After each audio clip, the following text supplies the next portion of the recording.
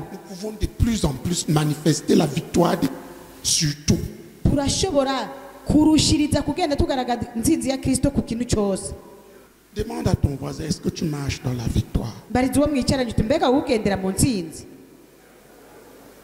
Est-ce que tu es entré dans la victoire que Dieu nous a donnée? Mbega wewe La victoire sur laquelle nous sommes bâtis. Moi, je fonctionne dedans. mu ntsinzi Imana yaduhaye, intsinzi twubatswemo kandi duhagazemo.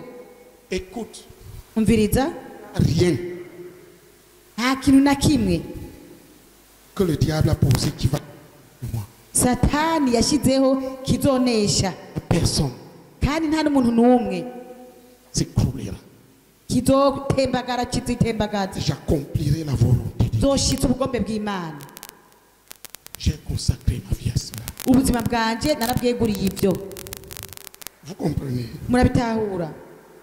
Mais il y a une façon il y a des choses à faire. Ariko hari ibintu byo gukora. Je voudrais. Nashaka Monde, c'est quoi? ko mubitahura ngo mbega intsinzi inesha urupfu ni iki?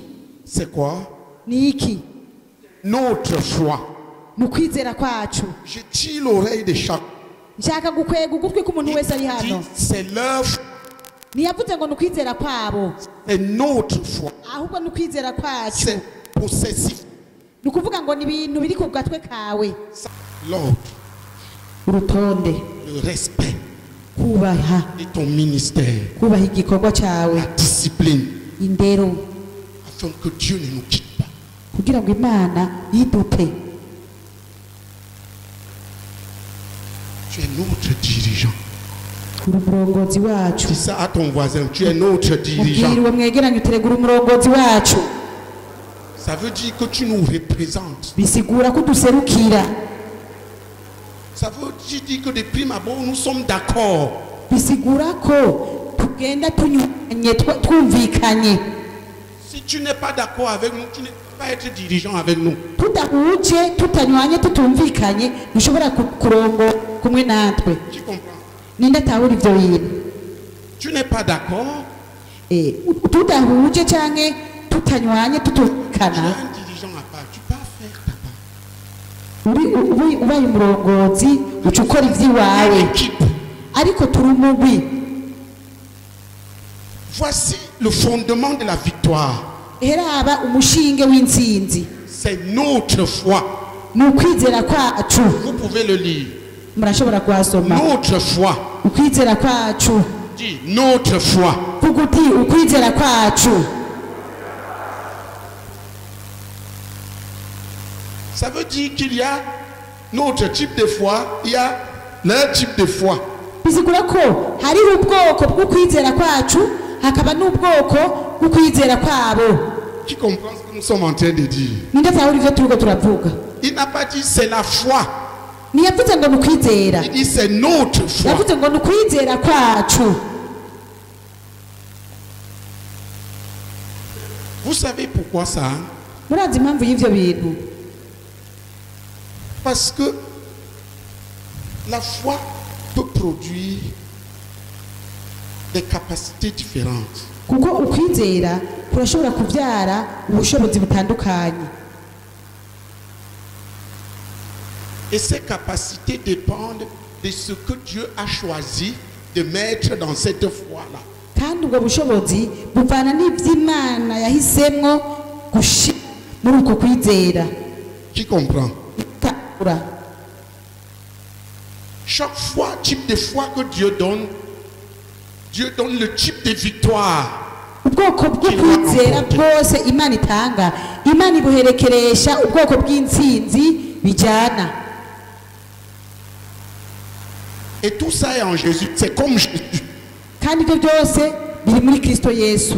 Et il donne ce que cette foi doit faire Yesu rero acatanga en Jésus. icyo uko kwizera gutegereza gukora muri Yesu. En sorte que si tu as la foi qui correspond à l'église vivante, tu peux ne pas trouver ta place dans la CMCI. Ku buryo nyamba ufise ukwizera guhuye n'ishengero rya Vivante, urashobora kutabona ikibanza cyawe muri CMCI. Qui comprend ça? Ninde bitahura? Si tu veux réfléchir comme à l'église vivante, tu vas à l'église vivante, c'est que c'est ça ton type de foi. ushaka kwiyumvira nk'abo mu ishengero rya Vivante uca ugendayo kuko niho uhuje n'ubwoko bwabo bwo kwizera. La foi qui nous anime ariko kwizera twebwe kuri muri twebwe vient d'une source kurafise isoko en Christ. muri Kristo Yesu, Elle a pour but de produire certaines actions. kandi gufise intumbero yo kuvyara ibikorwa kanaka. Qui comprend ça? Ninde bitahura? Parce que si tu t'en vas, tu vas plus loin dans la Bible. J'ai déjà cité un verset. La victoire qui triomphe du monde, c'est notre foi. Oui, tu peux mettre ça au tableau. Murashobora gushira uwo Je murongo cite l'autre verset. ku kibaho uvuga intsinzi yacu mu kwizera kwacu. Celui qui croit en moi fera les choses que j'ai faites. Hariho uwundi murongo uvuga ngo uzonyizera azokora ibikorwa nakoze.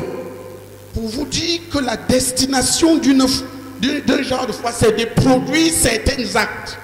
Nshatse kubabwira yuko intumbero Des actes de yuko foi. kwizera ari ibikorwa kanaka. Il y a des actes de foi. Hari ibikorwa byo kwizera. Il y a des domaines où la foi, le type de foi qui gagnera dans cette région doit exceller. Hari ibisata ahubwo bwoko bw'uko kwizera kutomesha muri kano karere gutegerezwa gukayangana cyangwa gushigwa hejuru.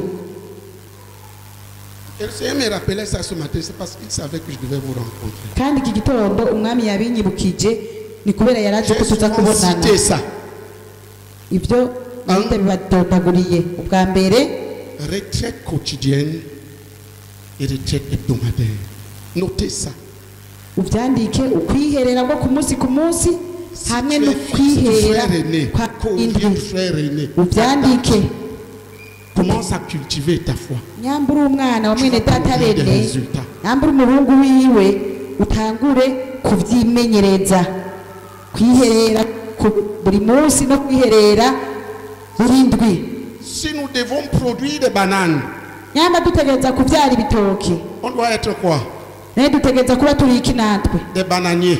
turi ingundu z'ibitoki. Si nous sommes un champ de bananiers et toi tu es le papayer là-dedans, none twebwe nk'ubunyamba turi ingundu z'ibitoki nawe ukaba wibereye ipapayi iri hagati muri twebwe tu ne vas pas produire de notre type. ntuzovyara akaranga kacu. Qui comprend ça? ninde bitahura? Il y a notre type. hariho akaranga kacu. Il y a 7 domaines que vous devez conquérir personnellement. ibisata indwi umwe wese ategereza kunyaga, Et dans au moins un de ces domaines, kandi n'imibiri buri muri gisata kimwe muri ivyo bisata si tu veux émerger dans la CMCI, devenir majeur, nyamba au ushaka moins un de ces domaines, gutera imbere muri semuseyi ukagira igisata kimwe n'imiburiburi uba mukuru. les gens qui veulent être des leaders, abantu bashaka kuba abarongozi ce n'est pas en si ukuvuga amajambo oya, c'est en présentant au moins une de ces choses de manière majeure. ni ukugaragaza Une de ces kimwe choses que nous faisons. n'imiburiburi kimwe muri ivyo bintu dukora ukakigaragaza mu buryo buri hejuru. Je dis, vous êtes les dirigeants. ndiko ndababwira nti muri Et abarongozi, plusieurs d'entre vous sont mes fils kandi benshi muri mwebwe muri abahungu ou les banje enfants de mes fils. canke abana b'abahungu banje. Si quelqu'un dit, nihagira uvuga c'est le frère aîné qui m'a posé, ngo ni mwene data rene none yabyaye, premièrement qu'il règle ça. ubwa tunganya ivyo bintu.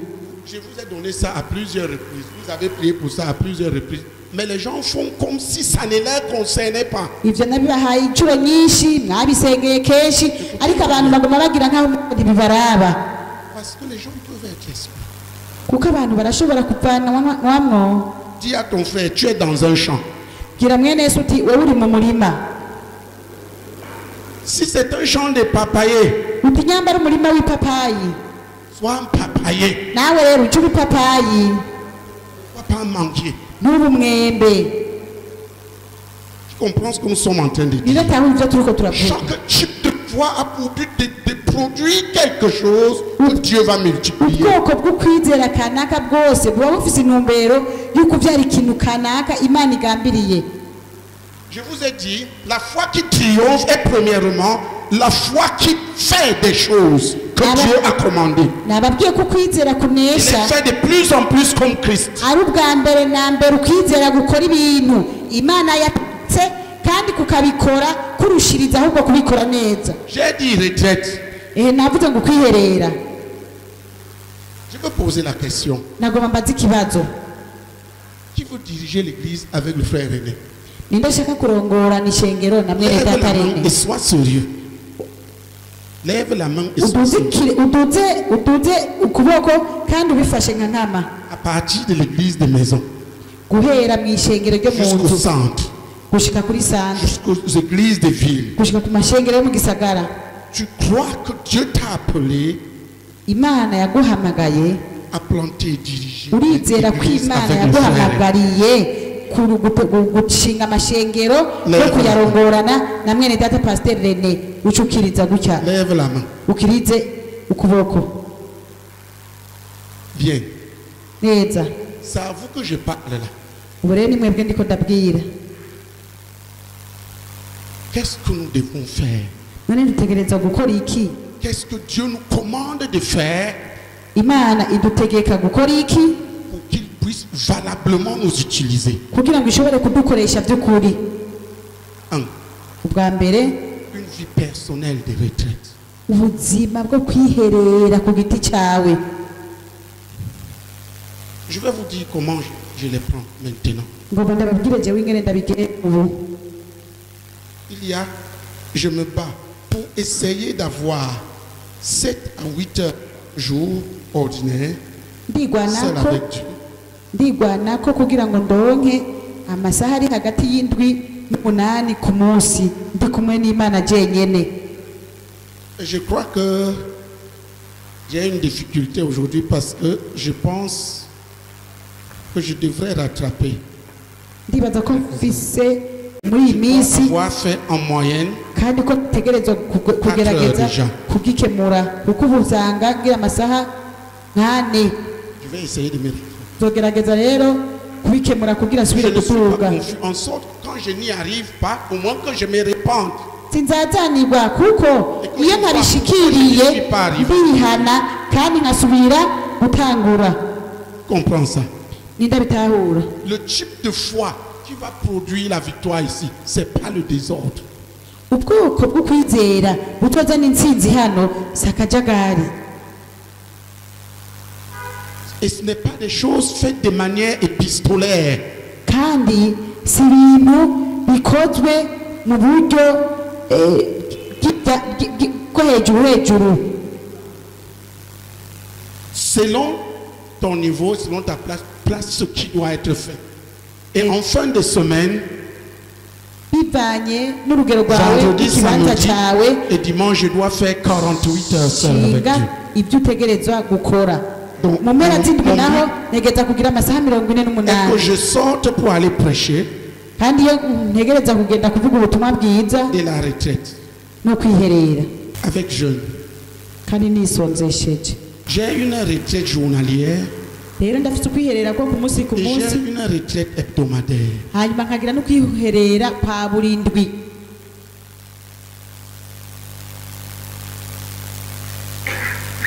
Toi, tu as quoi? Wewe nawe ni gute? Demande à ton frère, qu'est-ce que tu fais en cela? Mbariza uwo mwicaranye tinana nawe ibyo ubikora gute?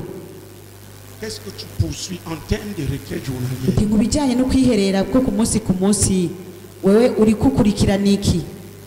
C'est quoi? Uti nibiki? Défini. Tibitomore neza. Au moins, si tu n'y arrives pas, Kuko n'imibiri que nutabishikako tu saches, je suis en chemin, je suis en train de poursuivre. uzoca umenya uti jewe ndi mu nzira ndiko ndagerageza kubikurikirana. S'il te plaît, dis à ton voisin, nous ne voulons pas la religion. Bwira uwo mwicaranye turega ntidushaka idini. Nous voulons les œuvres de la foi que Dieu nous a Uti données. dushaka Ce que Dieu nous a ibikorwa commandé de faire. by'ukwizera Imana yaduhaye n'ibyo Imana yadutegetse gukora. Qui comprend ça? Nindatahura ibyo.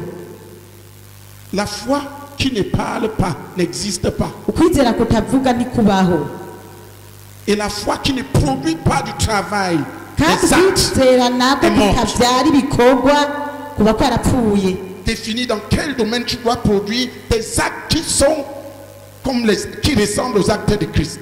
Shinga igisata utegereza kuvyaramo ibikorwa bigaragara byamutse ku kwizera. J'ai donné les versets, n'est-ce pas? Natanze imirongo sivyo? Celui qui croit en moi fera les choses que j'ai faites. Ngunyizera azokora nk'ibikorwa nanje nakoze. Dis-le. Bivuge.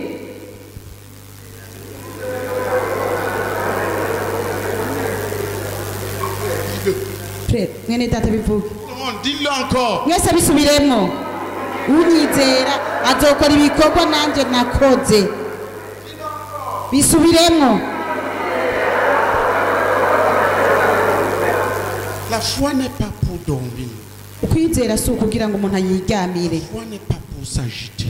Kandi ukwizera si ukugira ngo umuntu ahungabane. La foi n'est pas pour attaquer les autres et embrouiller les autres. Ukwizera si ukugira ngo utere abandi cyangwa ubateze uruhagarara cyangwa ubabangamire. La foi a un but. Ukwizera gufite intumbero. Produire certains actes selon l'appel que Dieu a donné. Ibikorwa kanaka. Tu comprends ça? Indatahura. Ibikorwa. Voici la première tranche. Cherche ta part là-dedans. Là-dedans, ta part. Est-ce que tu es des nôtres? Et je voudrais vous recommander d'examiner. Tout ceci, c'est les 16 choses qui nous ont été recommandées. C'est la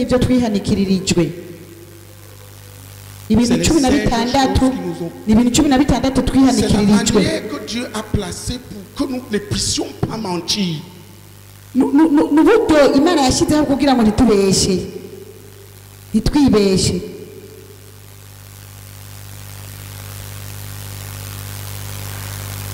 Écoute, nous devons cesser d'être des gens qui font des choses, je répète, de manière épistolaire.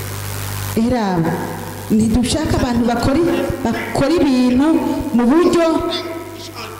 buryo butabandanye. Il n'a pas de foi. Uno musi akoze ikintu ejo akoze ikindi hirya ejo akoze ikindi ni ukuvuga ngo nta kwizera gushikamye afise. Ce que je fais, je le fais parce que je crois que c'est ça que Dieu veut que je fasse. Icyo nkora ndagikora kuko nizera ari cyo Imana ishaka ko nkora.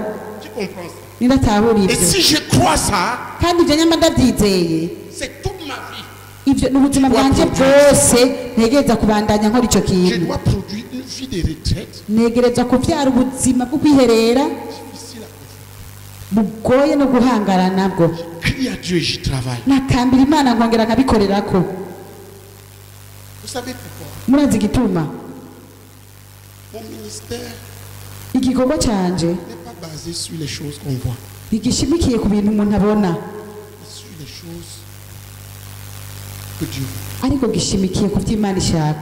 Si je perds ça, raison d'être. Donc la première chose, je dois avoir du temps avec Dieu. Qui comprend ça? Je dois me soustraire de la présence des hommes.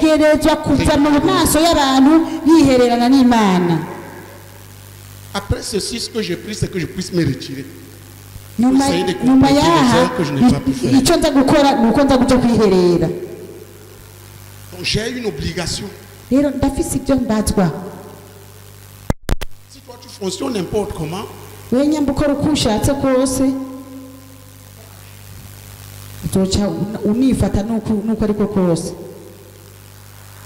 la foi produit des actes. Et je veux vous parler des actes de notre foi. Des actes que le ministère doit produire. Et qui vont faire la différence. C'est une vie avec Dieu. Une intimité avec Dieu. Les retraites. Retraite hebdomadaire. Parce que je suis votre père. C'est ce que j'ai toujours eu à faire. 2.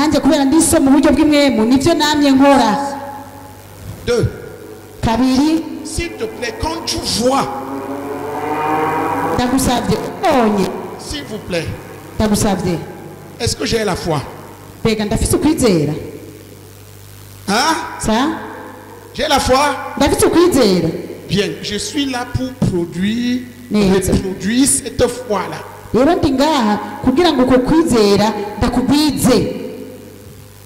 Tu dois en avoir une bonne part. Nawe utegereza kuronka k'umugabane. Dans ces domaines-ci, muri ico gisata j'essaie d'imiter Christ et les frères Isaac.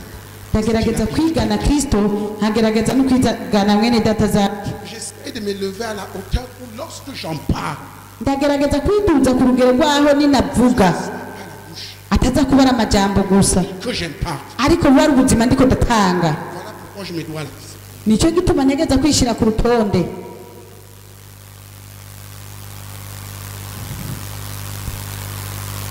Et tous ceux qui sont maîtres, que vous le sachiez, retraite 48 heures à la fin de chaque semaine. kandi abahungu banje mwese nshaka mubimenye misi yose mu mpera z'indwi kwisonzesha.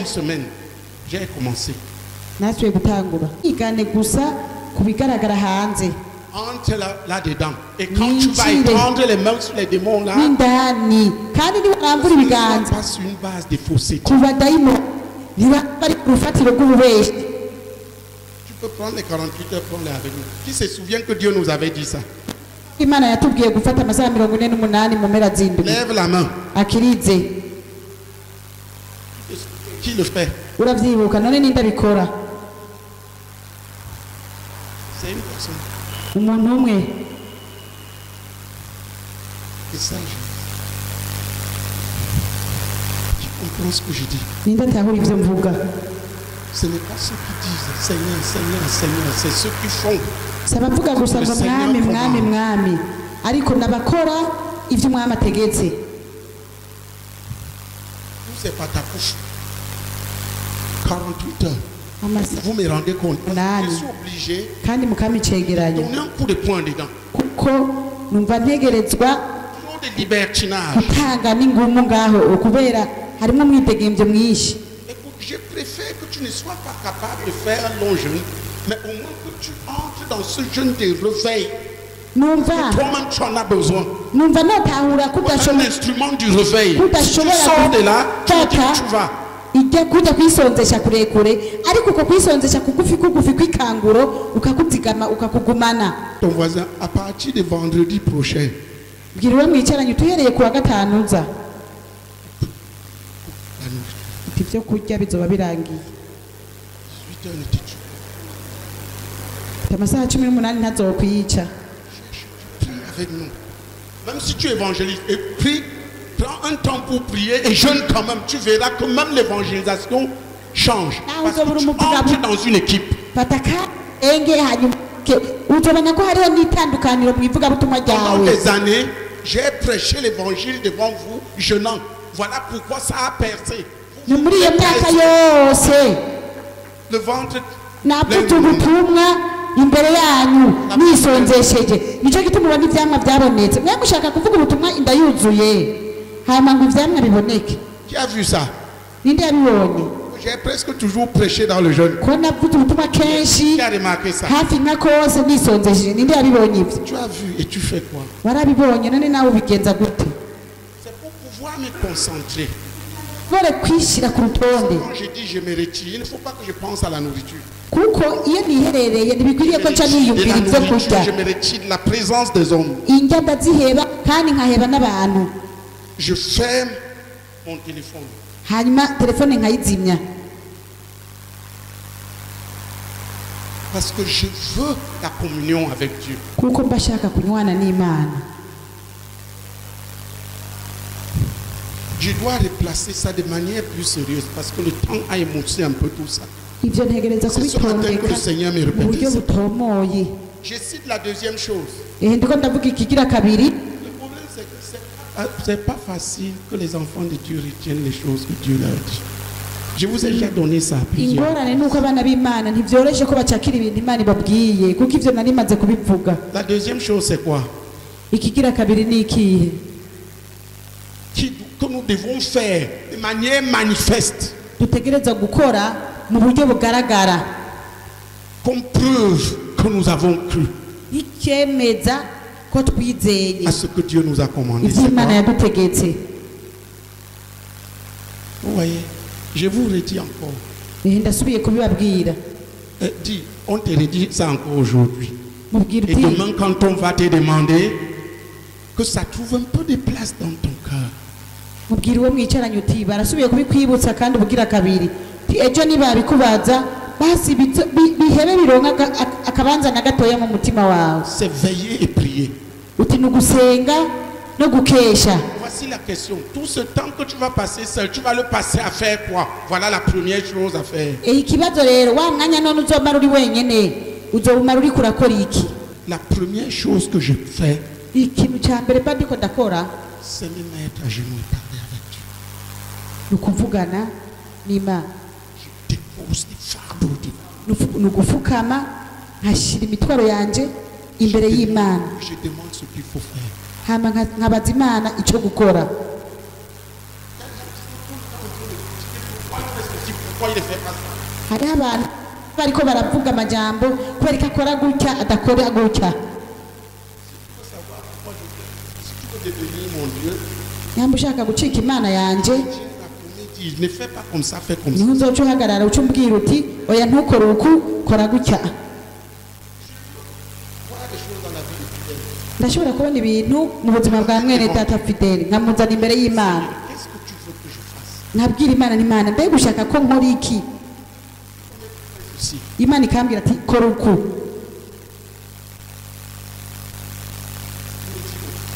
Cyangwa ikambwira ikindi kintu. Ça décide de ma conduite vis-à-vis de Dieu. Ibyo rero nivyo bintumbereza ingene nitwara imbere y'abantu. Tu comprends ça? Nindatahura. Si je ne fais pas ça, Nabikoze uko je n'aurai plus de base. Et toi qui es pasteur comme moi, tu auras des problèmes. nta rufatiro noba ngifise. Résoudre les trucs dans la tête, dans la tête, dans Nawe la tête. umupasiteri utegerezwa kugira urufatiro rwo gutunganya ibibazo kuko ibibazo bizoza. None uzobitunganiriza mu mutwe mu mutwe mu Deviens mutwe. un homme de Dieu. Cika umuntu w'Imana. Nous voulons des hommes de Dieu. Deviens un homme de Dieu. Cika umuntu w'Imana.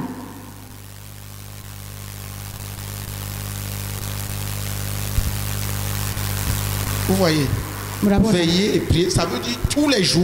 gukesha wongera usenge kandi ibyo bisigura Je prends veiller dans son iminsi double yose. sens. Veiller, c'est s'attendre à Dieu. Veiller, c'est aussi prendre garde à soi-même. Et veiller, c'est aussi rester la nuit sans dormir. gukesha bisigura ngo kugaba kuko umugabye wicunze. Gukesha kandi bisigura ngo kwitega Imana. Gukesha kandi bisigura ngo kukanura kutaryama mu ijoro. Je traite des choses. Mugatunganya ibintu. J'amène des choses devant Dieu. Nkazana ibintu imbere y'Imana Et je prie sur les femmes. kandi nkasengera n'imitwaro. Je peux passer toute la nuit. Ndashobora kumara ayo masaha yose yo mu ijoro. Généralement, c'est vers le matin. Kenshi ni mu gatondo. Quand je commence vers minuit, je m'endors entre 4 ou 5 heures et je me réveille ensuite pour méditer. Iyo ntanguye saa sita nca nikangura nka saa kumi cyangwa saa kumi n'imwe hanyuma nkasubira kwikangura kugira nce ndimbura. Que je ne passe pas le temps à traiter les choses superficiellement selon les hommes. Kugira ngo sintangure gutunganya ibintu fatiye ku rufatiro rwo hejuru nk'uko abantu babibona. Dis à ton frère, la deuxième chose qui doit être manifeste, c'est que tu es un homme qui veille et qui prie. Gira mwene so Afin que tu ne ikindi tombes kintu pas dans les kigira pièges de Satan. kabiri utegereza kwicungerako ni uko ukesha kandi ugasenga kugira ngo ntugwe mu mosha mabi. Je voudrais vous dire que c'est biblique. Nagomba ndababwire ko ibyo ari byo muri Bibiliya. Est un commandement biblique clair avec une promesse extraordinaire. Kimwe muri ayo mabwirizwa ni itegeko ryo muri Bibiliya kandi riherekezwa n'isezerano ritangaza. Si tu veux, pourquoi les retraites? Nyamba ushaka kubera iki kwiherera? Les retraites sont ma manifestation de l'amour pour Dieu. Kwiherera ni De l'engagement d'un cœur à chercher à trouver ni Dieu. ingingo y'umutima umaramaje kurondera no kuronka Imana. C'est celui qui me cherche me trouve. Kandi umurongo umwe uravuga ngo undondera wese Si azombona. tu veux que Dieu soit avec toi, premièrement, apprends à être avec Dieu. nyamba ushaka ko Imana iba kumwe nawe nawe nube kumwe nayo uyirondere. Zaburi 91. Ceux qui ont le cœur pur, car ils verront Dieu. Le cœur pur, c'est celui qui n'adore que Dieu. Il n'y a pas une autre idole. Il n'y a pas autre chose qui prend la place. Mutima Il est sans wejejwe. idole. Mutima ushira hejuru Imana. Umutima utarimwe ibigirwamana. Je peux t'aligner ça. Ivyo noshobora kubikudondera. Il faut que Dieu voie que tu veux l'avoir. Bisaba ko Ton intensité à le chercher. kw'Imana ibona ko uyishaka kushaka kuyironka, ikabona uburemere bw'umutima wawe bw'ingene umutima wawe uhuzagizwa uyirondera. Certains diacres et hommes d'affaires pensent qu'il faut être dans les affaires. Quand on fait les trucs de diaconat, on doit être léger. C'est faux. Dans les affaires, on n'a pas besoin d'être léger.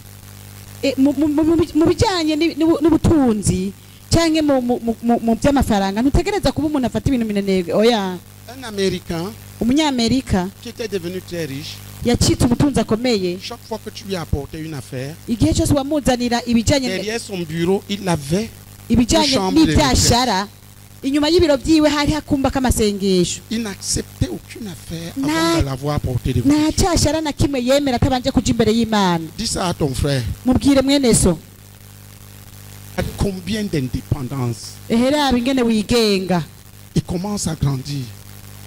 kandi ukwigenga kwawe kwatanguye gukura Les n'ukuri. erreurs que nous faisons, si nous prenions le temps d'aller devant Dieu, Rero amakosa tugwamwo yaba twafata akanya ko kuja imbere y'Imana dans son témoignage, voici ce qu'il a dit. muri iyo ntahe yiwe umva ingene yavuze Parfois, on lui a amené des affaires qui paraissaient très lucratives. ko rimwe na rimwe bamuzanira n'ibyashara biboneka ko birimwo inyungu nyinshi, Mais il part devant Dieu, Dieu dit non. ariko yakaja imbere y'Imana, Imana ikamubwira ngo oya. Et il repart dans le bureau, il sort, il dit non. Agasubira imbere y'Imana, Imana ikamubwira ngo oya. Je demande. On te dit pourquoi. Uyibajije igituma ntikeneye kurigwira kubwira igituma, Pourquoi kuko hari abantu baguma babaza Imana ngo kubera iki Imana, kubera iki Imana, kubera iki. On n'est pas obligé de tout expliquer. Iriga ntutegereza gusigura byose. C'est comme ça qu'un jour, Nuko rero niko umunsi umwe on est venu lui proposer l'achat d'un terrain. baje kumusaba ngo agure ahantu itongo, Le terrain était dans le désert du Nevada. kandi iryo tongo ryari ahantu mu bugaragwa bw'i Nevada.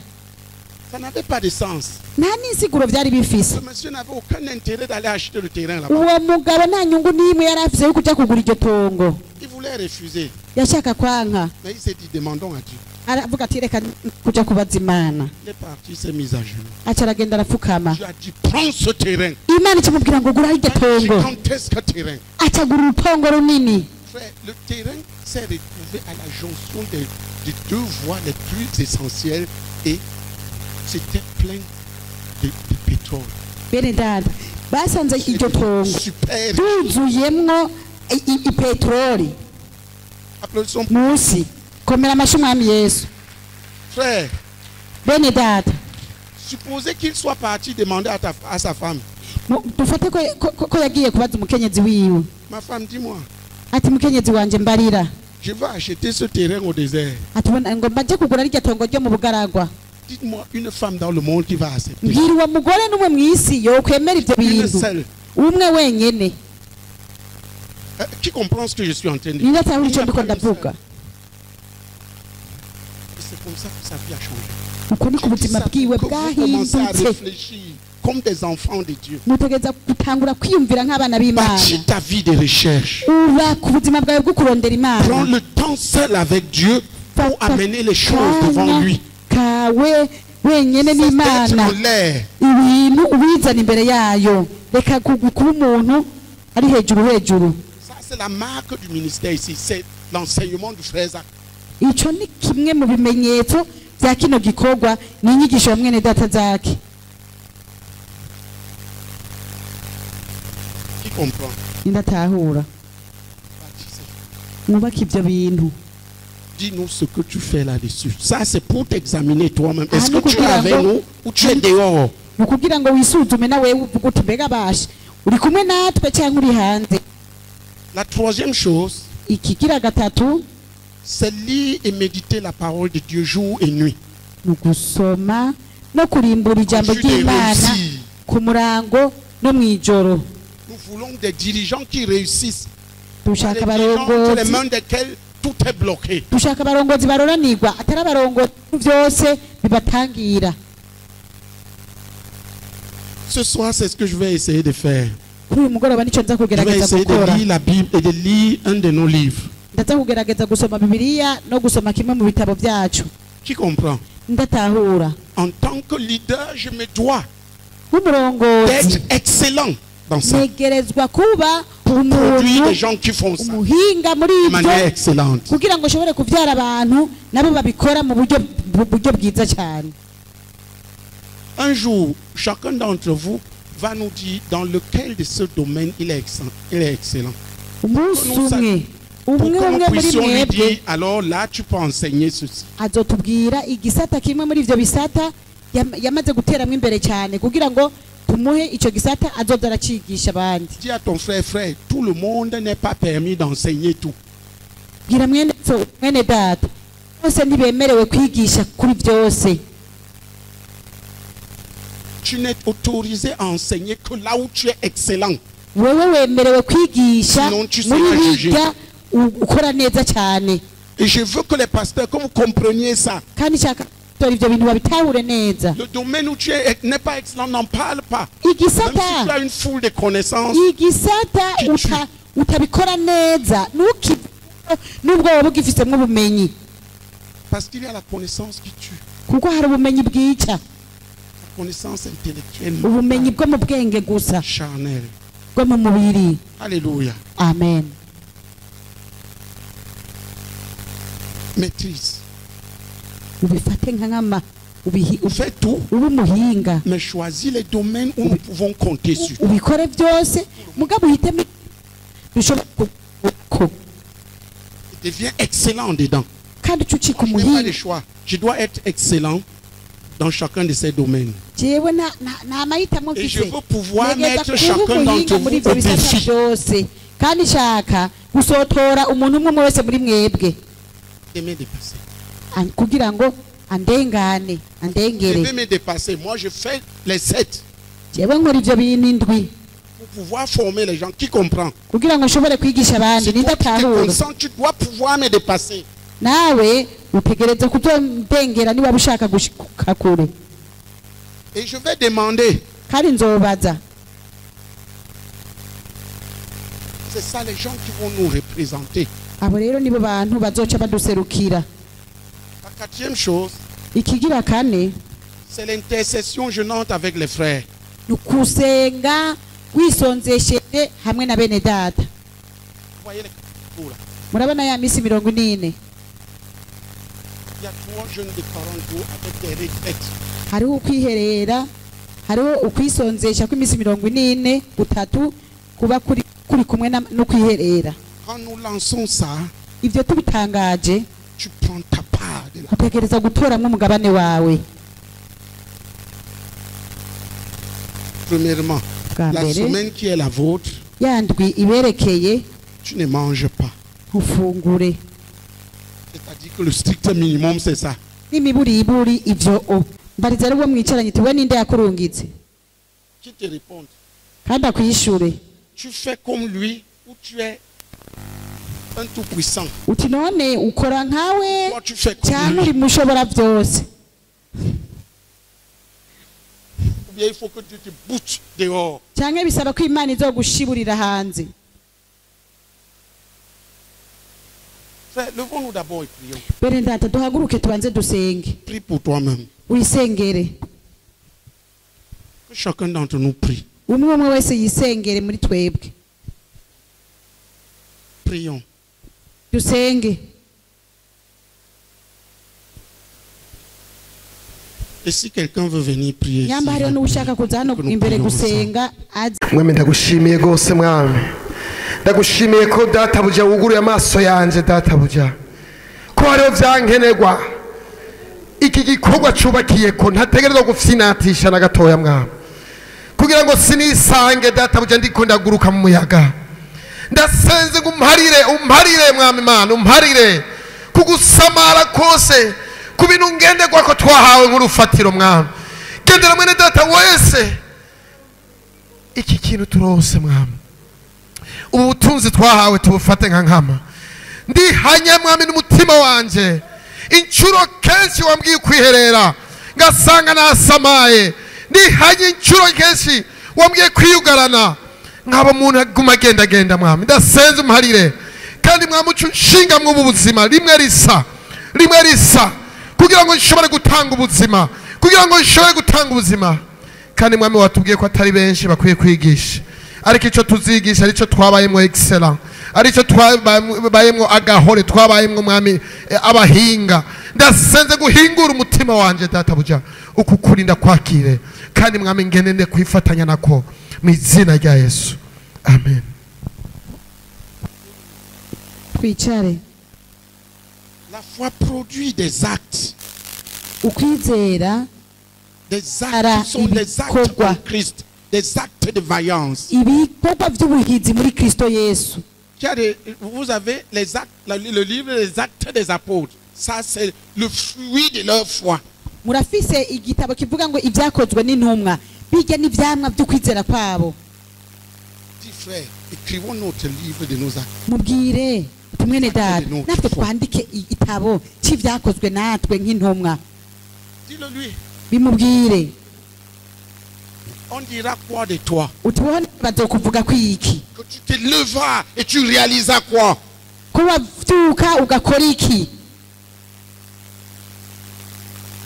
Écoute. Ce qu'on dira de moi, on entend. Ce jour vient.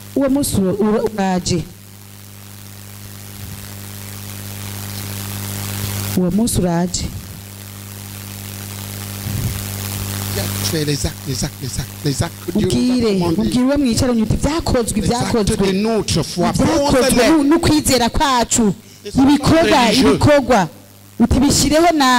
Les pharisiens ont ceci que les fardeaux ils mettent sur les autres.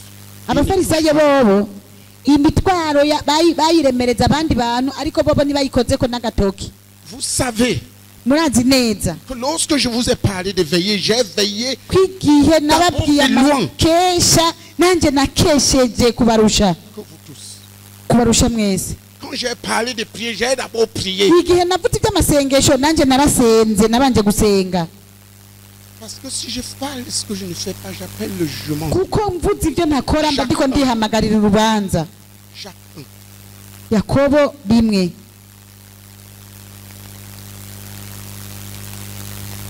Nous sommes des responsables. Sache que l'œil de Dieu est sur toi. Tu as été envoyé par quelqu'un. Ce que tu fais, tu le fais comme qui?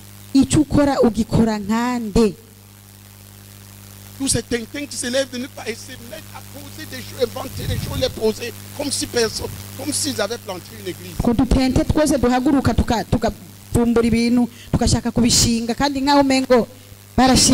ne devrait pas être comme ça. Qui a dit que ça ne devrait pas être comme ça?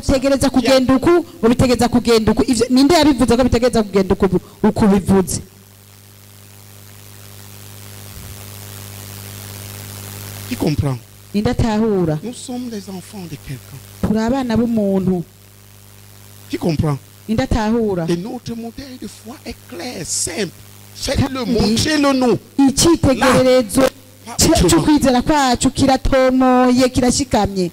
Il y a des gens qui se lèvent pour dire qu'ils dirigent l'argent de l'église alors qu'ils ne donnent pas eux-mêmes les dîmes.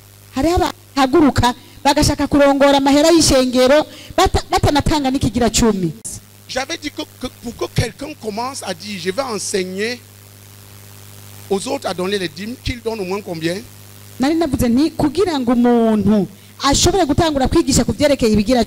Déjà dans son assemblée, il donne au moins 15%. S'il veut se lever au niveau de l'église et gérer les finances de l'église, il faut qu'il donne 20. Nous avons posé.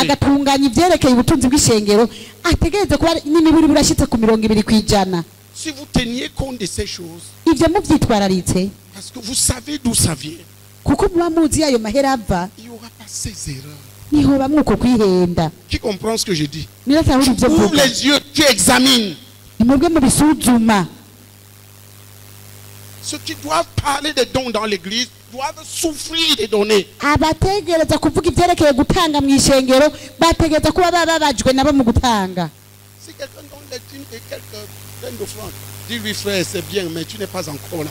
Umuntu atanga ibigira Ne 10 touche pas. n'amashikanwa gusa umubwira uti mwene data ni vyiza mugabo ntiharagera ko vyigishako. Oh, que Dieu nous sauve. Oh, Imana iturokore. Prions à Dieu qu'il nous sauve, qu'il ouvre l'intelligence des dirigeants. Bene data dutakambira Imana iturokore yugurura ubwenge bw'abarongozi. Contre l'avenir de l'église, de jeter les perles au pourceau. Ukongo kuza ugasanga bazana ishengero guterera imisigazwa ingurube. Guterera Prions que toutes ces légèretés s'arrêtent. imaragarita bakaziha ingurube. Prions ensemble. Dusenge kugira ngo uko umunenegwe guhagarare. Dusenge twese.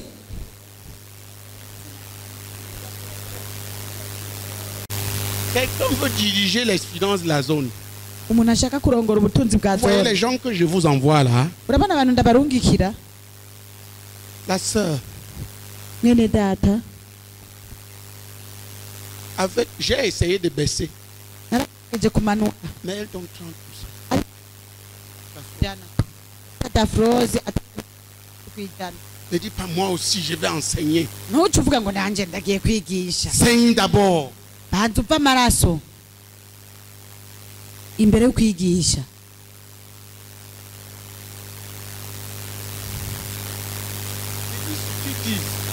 Mais si quelqu'un ment, Mvuga ivyo bavuga. Hagize ububesha biramusha. c'est pareil. Na mwene data gide nico kimwe. Le frère Ndanga, c'est ça. Mwene data ndanga nico kimwe. Quand je dis allez enseigner, je ne prends pas les gens parce que leur figure me plaît.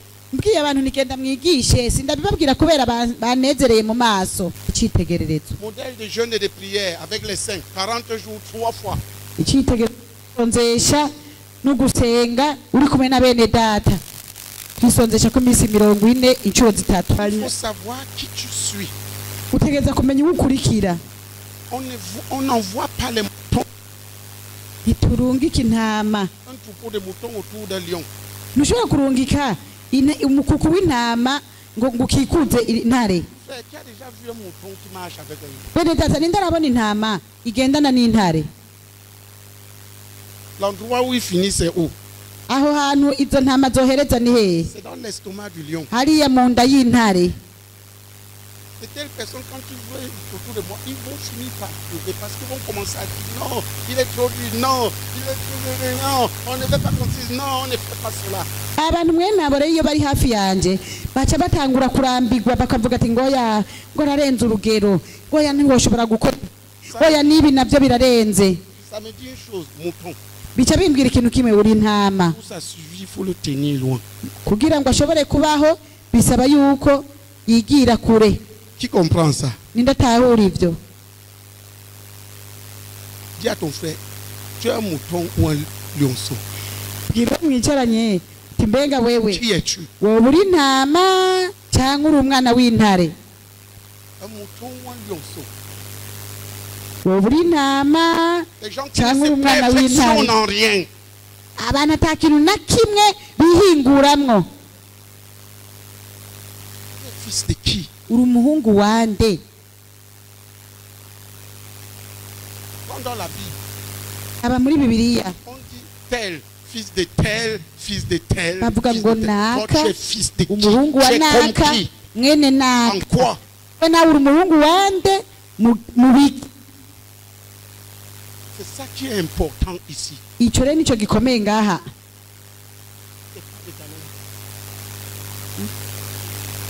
Samapete yo mw'isi. Développer ça. Ivyo bintu mubikuze. Ça, tu peux le faire. Kandi ivyo urashobora kubikora. Si tu fais ces choses Ivyo bintu niwabikora de tout ton être, croyant que c'est ça que Dieu veut, n'umutima wawe wose uzi neza ko ivyo Imana ishaka. même si tu es même si on t'a caché dans un trou, nubwo baba barakunyegeje mu kinogo Dieu te sortira de là imana izokuzurayo et il te lèvera au milieu de nous. kandi cyo kuduza hejuru Qui comprend? nindatahura Ne cherchez pas l'élévation qui vient par la mondanité et la bouche. nturondere gushyirwa hejuru Il y a des actes de foi gukwihangana mw'isi oya que Dieu approuve. ariko biciye mu bikorwa by'ubuhizi bwo kwizera imana ikabyemera. Tu as compris ça? Ninde yatahuye ibyo? Tu les fais, fais-les. Ubikoze ubikore T'en neza fais pas. kandi Le frère René ne voit pas. Peut-être le frère ntugire Fidèle ne voit pas. ikibazo ngo kumbure vois. mwene data Rene ntabyo abona mwene data Fideli ntabyo abona Dieu est imana le yoyo rémunérateur de ceux qui le cherchent. irakubona imana Il est le rémunérateur de ceux qui le imana cherchent. niyo ihemba abayirondera bose. Sois vrai dans ces choses. C'est ça notre wowe foi. ubivuga kuri gusa muri ibyo bintu niko kwizera kwacu. Et comme je dis là, je vous dis les choses claires. Je ne laisse pas ça au vent. C'est 3 jeûnes de 40 jours. kandi nkuko ndiko Avec la ndabibatomorera permission de faire kwisonzesha gutatu kw'iminsi 40 1 ou 2 complets. Et ainsi de suite, Oui, comme Dieu voudra. ukwisonzesha kumwe canke ukwisonzesha kubiri kw'iminsi 40 kw'igice n'ukundi kuzuye nk'uko imana izobitegeka. L'année qui dira 3 complets. umwaka izovuga ngo kwisonzesha gutatu kuzuye Je vais faire les 3, même s'il faut ramper. zogukora nubwo bizonsaba ko ngenda Puisse Dieu m'aider nteginda pour cela. navura zogukora. Mais il y a eu une année qu'on a essayé comme ça. ariko hari umwaka C'était twabigerageje très ardent. C'est 2 ans. byari bishushe n'imyaka 2 Nous obéissons à Dieu. turumvira imana Et nous laissons Dieu nous élever. Nous ne nous élevons pas nous-mêmes. hama tukareka imana ikatuduza si twebwe twiduza. Nous sommes des serviteurs qui, quand ils ont fait tout ce que Dieu leur commande, se regardent eux-mêmes comme des serviteurs inutiles, twebwe pas des orgueilleux. turabasuku kandi tugerageza gukora iby'imana idutegetse kandi tukavuga tuti turabasuku b'imburakimazi ntituri abanyabyibone. Je cite la 5e chose, aho ndeno mvuze ikintu kigira 5 l'évangélisation et l'enseignement. kuvuga ubutumwa bwiza no kwigisha. Qui est évangéliste? ninde ari umuvugabutumwa? Lise la parole ici. ninde ari umwigisha w'ijambo? Prêche l'évangile. Prêche tous les jours. avuga ubutumwa bwiza iminsi yose. Chaque jour. C'est pour ça que je suis dérangé quand je viens ici, vous ne me donnez rien. ku munsi nicyo gituma bimbangamira iyo nje Je hano dois prêcher l'évangile lundi, mardi, ntimume na kimwe cyo jeudi. gukora. Enseigner ou prêcher. ntegerezwa kuvuga ubutumwa bwiza guhera kuwa mbere gushika kuwa Mungu. mvuga ubutumwa bwiza nongera nigisha. Quand vous enlevez ça, ibyo mubikuyeho vous me faites désobéir. muba mundungitse kugarariza. Dis-moi, tu es évangéliste, comment ça va à Santa Cruz? Où est Santa Cruz dans ta vie? uti none mbega uri umuvugabutumwa none Santa Cruz imeze gute mu buzima bwawe? Demande-lui qu'il te répond. Quand est-ce que tu prêches l'évangile? uti ni ryari uvuga ubutumwa bwiza? Tu es pastori. uri umupasitori Quand est-ce que tu prêches none ni l'évangile? ryari uvuga ubutumwa bwiza? Quand est-ce que tu enseignes? Quel est le plan pour enseigner, bâtir les gens? ryari Et le plan wigisha pour gagner les âmes? urutonde wigisha no kunyaga imitima uri hehe?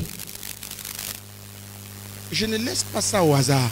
ibyo rero sindabire kuko Je peux passer de part et d'autre, prêcher l'évangile, gagner les âmes et les laisser aux gens.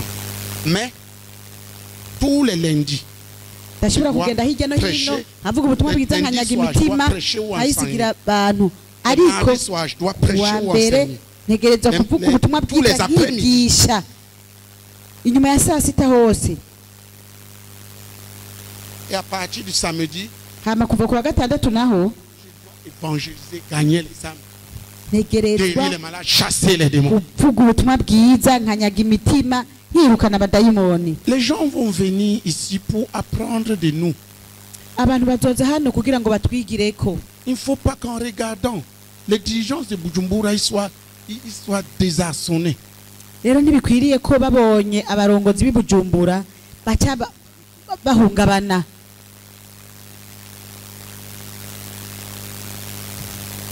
J'ai parlé de la 5e chose, la 6e. navuze ikintu cya gatanu ubu rero icya gatandatu Je suis entrepreneur et donateur pour la mission. ndi umunyamigambi ndondera amafaranga ku bw'igikorwa.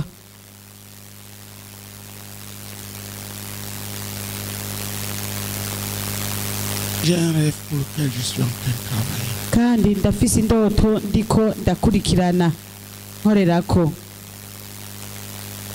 Donner avec ma famille au moins 100 millions chaque mois, chaque année. kugira ngo je n'umuryango wanje dushobore gutanga miliyoni 100 buri mwaka mu gikorwa. J'ai pris du temps, narafashe umwanya mais je travaille et j'avance. ariko ndabikorerako kandi nkatera imbere.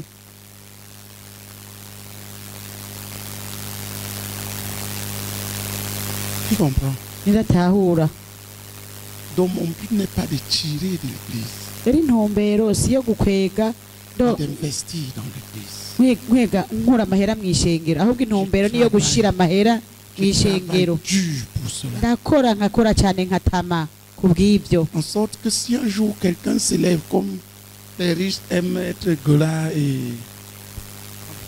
dirige, être vantard et glas, ku buryo si hagize quelqu'un umuntu s'élève pour parler, il sort combien il donne. ku buryo hagize Je umuntu sors. ahaguruka akibabura ngo niwe atanga amahera cyo turaba ayatanga. Vous savez pourquoi?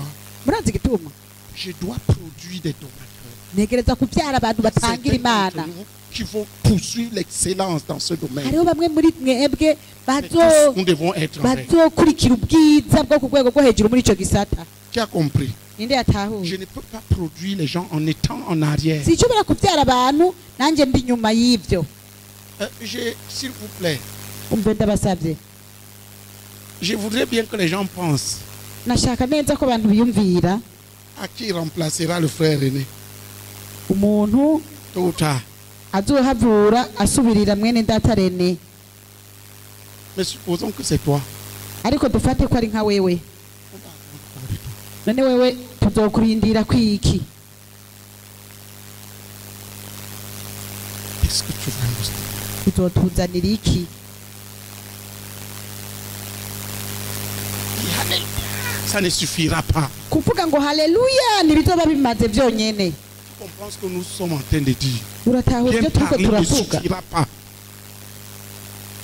Nous communiquons la vie. rero amajambo gusa ntakwiye, dutanga Il ubuzima. faut avoir cette vie en abondance pour la donner. bisaba ko ubwo buzima Pose ton point. utegereza Où tu kuba dois ubufise kandi communiquer la vie. bwuzuye kugira ngo ubutange ubushire mu buzima mu mitima y'abandi. Tu as saisi. ninde yabitahuye?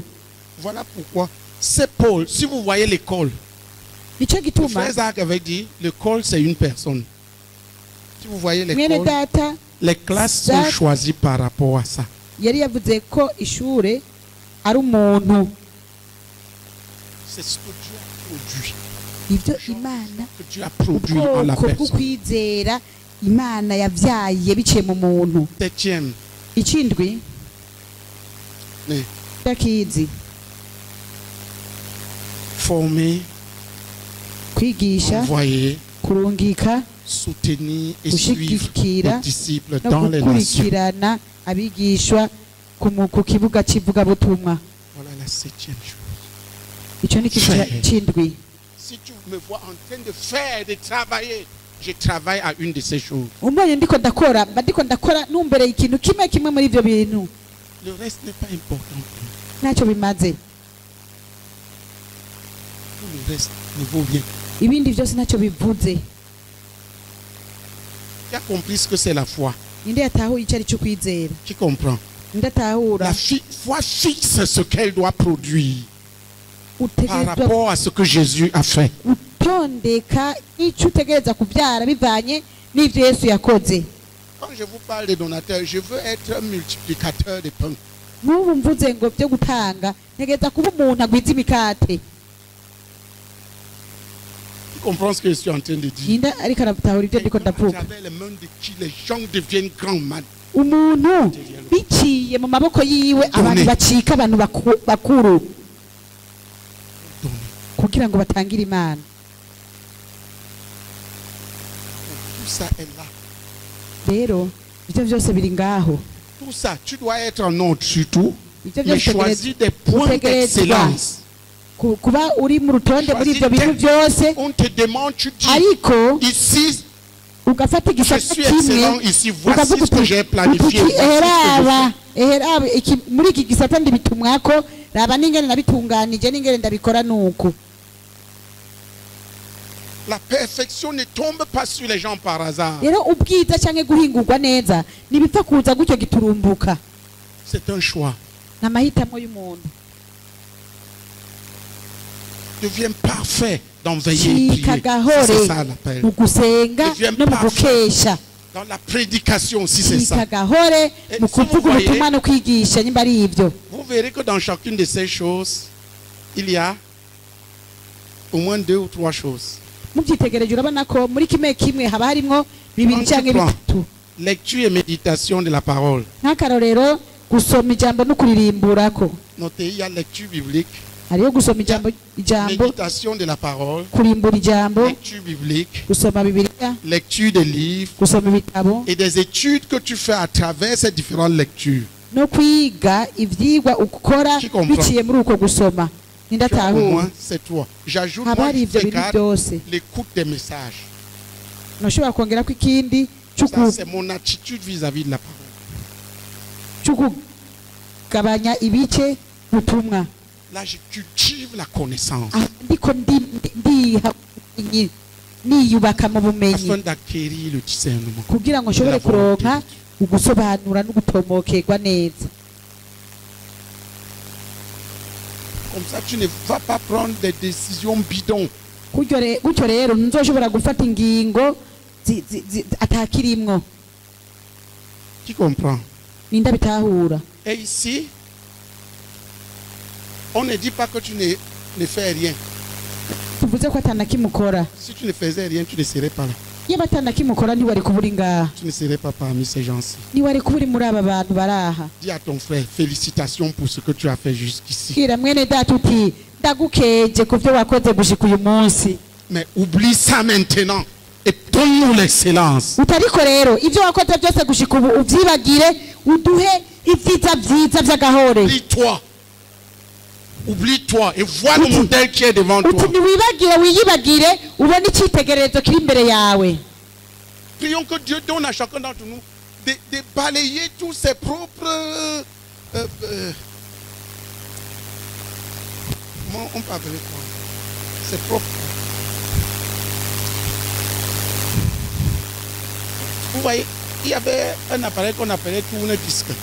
Hariho akamashini bita ngo tourne disque. Il y a des gens qui tournent. Et Hariho abantu baguma bazunguruka ngo jewe. Oublie ça. Ibyo byibagire. Et regarde le modèle. Hamurabe icyitegererezo. Il est en Christ. Kandi icyo cyitegererezo kiri to. Lève-toi pour l'excellence. Hamucu uhaguruka kugira Il n'y a gushikire. qu'un seul moyen de grandir, c'est fixer les yeux. Il n'y a qu'un seul moyen de grandir. C'est fixer les yeux Nugutumbereza amaso yawe sur les modèles qu'il y a en Christ. ku byitegererezo biri muri Kristo Yesu. En termes de foi. Mu bijyanye no kwizera. Chacun d'entre nous balaye ses propres fiertés. Umwe muri twebwe Fixe le modèle. akureho utwo tuntu twiwe tumuhimbara yishimiye, hanyuma ahange icyitegererezo. Dusenge. Prions ensemble.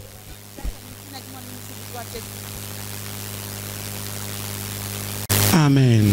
Amen. S'il te plaît, Ndagusabye, ça c'était l'aspect personnel. ibyo byari ibintu bikuraba ku giti cyawe. J'espère que tu as reçu.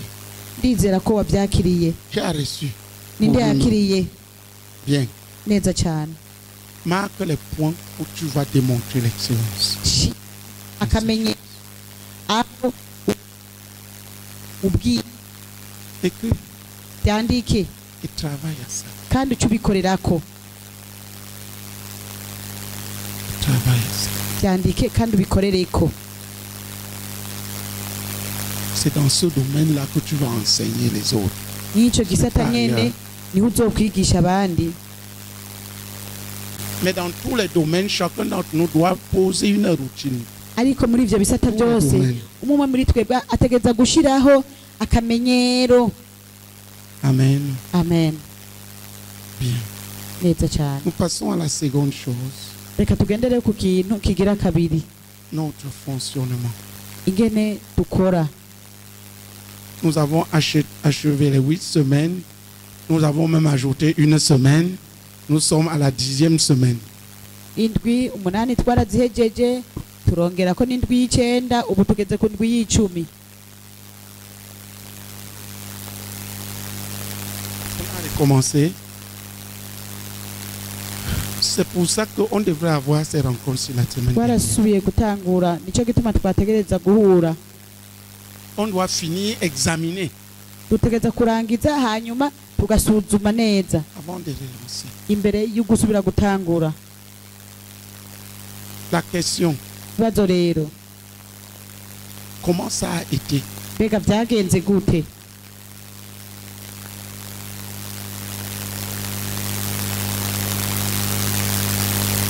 Quelles sont les empreintes qui ont été laissées? Mbega Comment les nayahe choses ont-elles été makanda faites? nayahe makanda byasize byagenze gute byakozwe gute? Nous n'allons pas être rigoureux cette fois-ci. Ntituza gukara kuri ubu Mais la prochaine fois, ariko ubutaha chacun de mes missionnaires dans la ville doit m'apporter lui-même le compte rendu umwe wese mu bamisiyoneri bo mu gisagara de ce qui s'est passé. azotegereza kunzanira icegeranyo c'ingene byagenze mu karere aherereyemwo Pour que je sache où l'aider et comment l'orienter. kugira ngo menye ingene nomufasha n'ingene nomugira inama. Voici ce que quelqu'un m'a demandé. J'ai demandé à un disciple, vous êtes dans quelle semaine? Il dit telle chose. Il dit, comment ça se passe? Il dit, on annonce dimanche. Hari umwigishwa nabajije imbega mwebwe muri mu ndwi yiki arambwira ngo turi muri iyi ndwi kanaka bino ni ibintu bimeze gute ngo barabivuga kuwa Mungu Chacun d'entre nous fait comme il veut. hanyuma umwe wese agaca abikora uko ashaka. Et j'étais estomaqué. Naciye numva numiwe Je me suis dit, tiens, ndavuga nti il y a un problème, mais c'est le commencement. ati hari Ma. ikibazo kandi ni intango. De prière. nkafata indwi y'amasengesho dufate Regardez, eheraba cette semaine-là, iyo ndwi rero le dirigeant doit conduire les gens appuyés d'abord pour la vie spirituelle des saints par rapport au message de Berthois. ategerezwa gusengera ubuzima bw'imwemu bw'abera bivanye n'ubutumwa bw'ibertwa. S'il ne s'occupe pas de ça, il s'occupe de conduire les gens appuyés pour le message de Jésus. Que les gens prêchent, que l'évangile soit prêché dans l'église chaque jour. Atakoze ivyo aca asengera abera ku butumwa Voilà les deux bw'Isanta préoccupations du Cruz pasteur. abantu kugira ngo bavuge ubutumwa Ministre de la bwiza. parole. Uwo niwo mwitwarariko Pour w'umwungere. l'évangélisation, Santa Cruz, pour la formation des saints. Ivuga butumwa Santa Cruz Ça là, hamwe n'ubutumwa bw'ibertwa. le pasteur qui n'a pas encore ça Umupasiteri atararonka iki gitabo a décidé de voguer à l'aveugle. yafashe ingingo yo kurongora nk'impumyi. Voici comment on va prier ici. Uko niko tuzosenga hano. Dès que lui passe, il assume un peu la responsabilité de ça d'abord.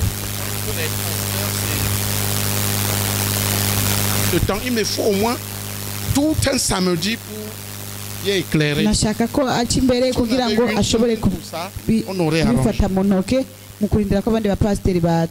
Ndabona ko nzoba nkeneye uwa gatandatu wose kugira ngo shobore kubishira mu Le message de rutonde neza. Berthois. Ubutumwa bw'ibertwa Première chose, dans le côté négatif, ikintu délivrance du ca péché. mbere mu bijyanye n'ibyo dutegereza kwiyambura icyaha. Je voudrais vous poser une question. Ngomba ndababaza ikibazo. Comment sanctifie-t-on un peuple? Mbega ubwoko babweza gute? Qui connaît? Ninde abizi? Si je veux sanctifier un peuple, je fais quoi? Nshaka kweza ubwoko ngira iki? Ça dit, je veux amener un peuple à se séparer et à s'engager à Dieu, à être d'une certaine manière pour Dieu. Je fais j'apporte la masse de prières qu'il faut et la masse de la parole qu'il faut.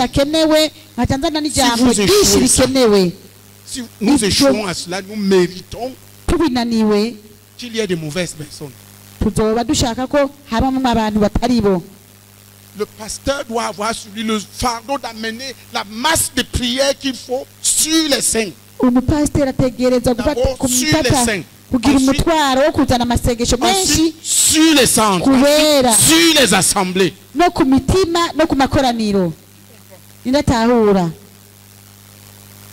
Puis, puisqu'il veut gagner les non-croyants. Mais ça, on peut faire ça pendant la semaine d'évangélisation. Lui, de prière servent à quoi? On bombarde. Nayo gukorera ko kugira ngo Imana itugire neza itanane natwe ituzanire ikizimitima ninda bitahura pendant le truc d'évangélisation mu gihe toutes les nuits on bombarde sur le message de bivuga butumwa amajoro yose muca musengera ku butumwa bw'Santa Cruz concernant la vie spirituelle de l'église ariko kubijanye n'ubuzima kimwe mu bw'ishengero ucukorera ku ndwi y'amasengesho. Je vais vous donner un exemple. Ndabahe nk'akarorero. Première chose, attendez. Ikintu cya mbere cyo gusaba kubohoka icyaha cyose. Neza.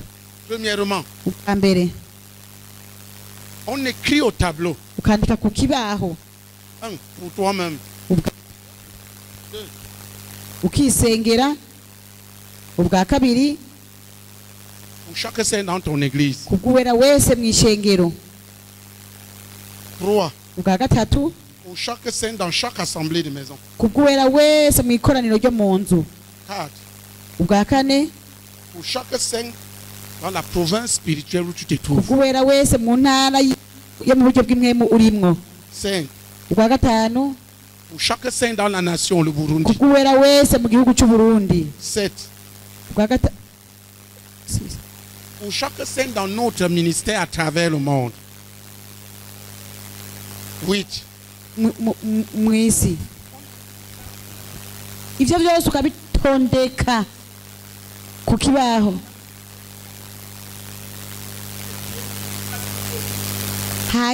Asenga naje kwisengera kandi gutyo ninde yatahuye mukabitondeka ugasengera uwera wo mwishengero uwera wese wo mwikoraniro uwera wese wo muri zone de la nation, de la province, chaque saint de la nation, chaque saint dans notre ministère, délivrance de péché. On crie. Takamba.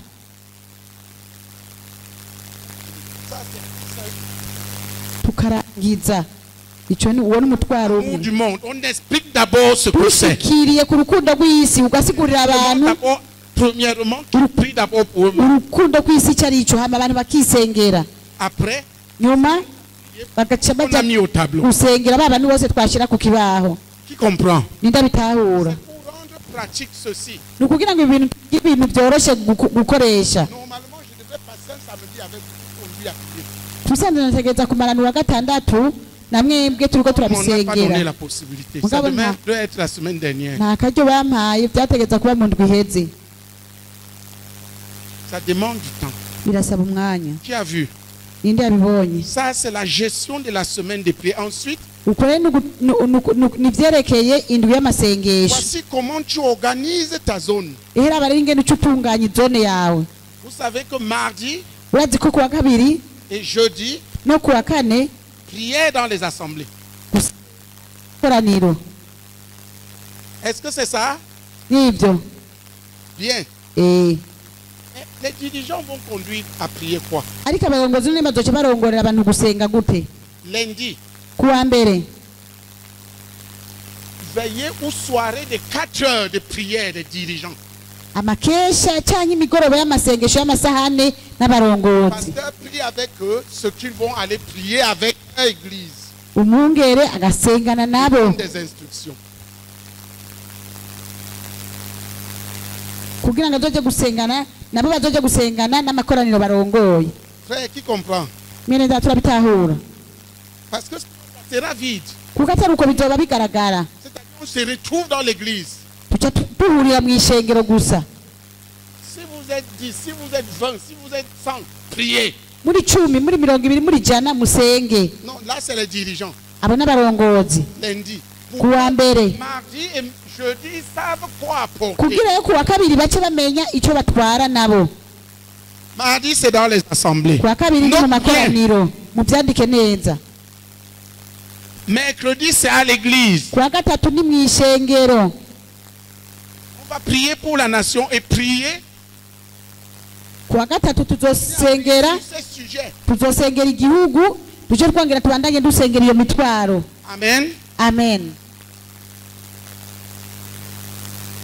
Jeudi, dans les assemblées, kuwa kane ni mu makoraniro yo nous mu en nzu vont faire la répétition de ce qui a été fait. tuzoja gusubiramwo ibyo twari twakoze kuwa gatatu Parce qu'on partage et on prie. Comme ça, kuko le fardeau turasangira devient intérieur tugasenga à chaque kuko personne. imitwaro ikifata umuntu uwo ari we wese kimufata Ceux qui ont été avec moi, vous savez, c'est comme ça que je vous ai formé.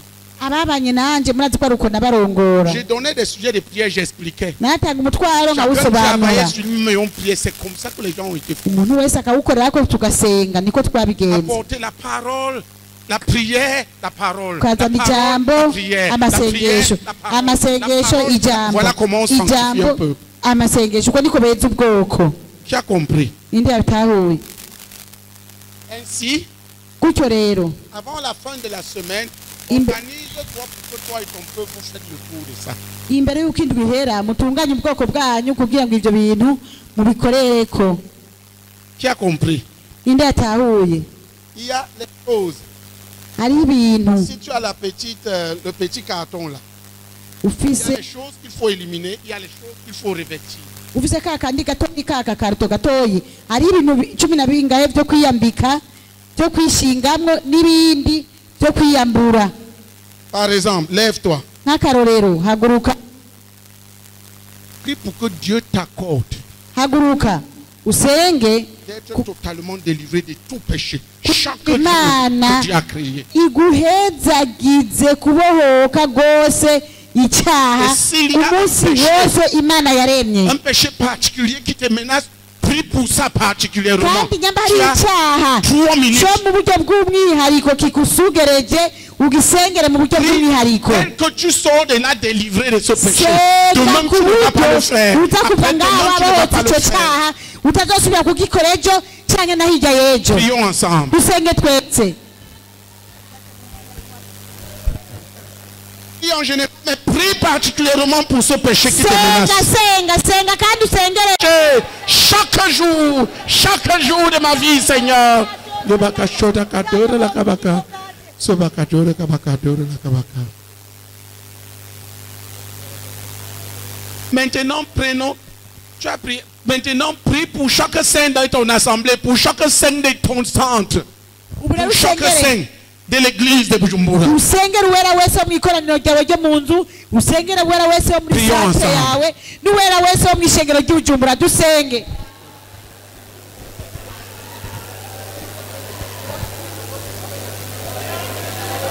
Asseyons-nous. twicare Qui voit un peu ce qu'il faut faire.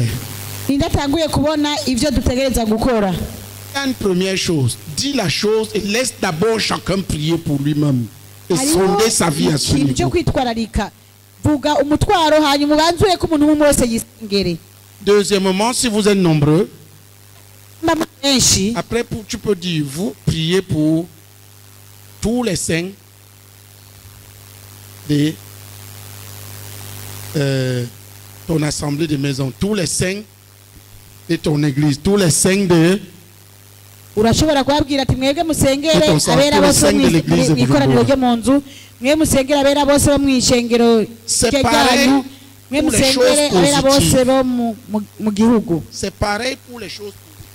nivyo rero biraraba na bijya bintu gushingwa On doit bwiza revêtir. ivyo dutegereza gushingwamwo. Demande à Dieu, Seigneur, Usaba Imana uti mwami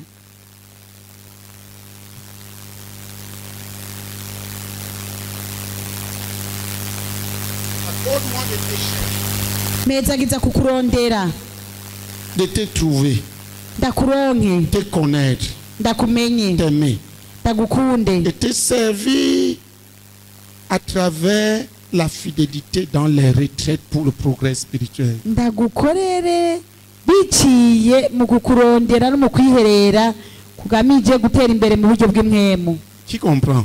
Ninda bitahura Si tu ne pries pas là-dessus, tu ne pourras pas. utabisengeye ntuzobishobora. Chacun d'entre nous peut faire ce qu'il a reçu de Dieu. Umuntu umwe wese muri twebwe ashobora gukora ivyo yarose bivuye ku Mana. Chacun doit prier pour lui-même. On doit prier pour les saints. Rero Que mwese ceci ategereza devienne vie. kwisengera Ce que nous demandons, kandi c'est que tugasengera ces choses n'abera deviennent vie. kugira ngo ivyo bintu bicike ubuzima, Que ça cesse d'être de simples efforts. kugira ngo bireke kuba ibintu vyo kwinanata Que ça devienne vie. bicike ubuzima. Qui comprend? Ninda atahura On prie pour lui-même. umwe wese arisengera, Tout le monde prie pour son assemblée, prie pour son église. umwe wese agasengera ikoraniro ryiwe, agasengera ishengero Et le ryiwe, reste, vous pouvez répartir. hanyuma Les gens. ibindi murashobora kubigaburira abantu. Qui comprend ce qu'on pourrait faire? Ninda atahura ivyo twokora. Ça, c'est la semaine de prière. Iyo ni indwi y'amasengesho.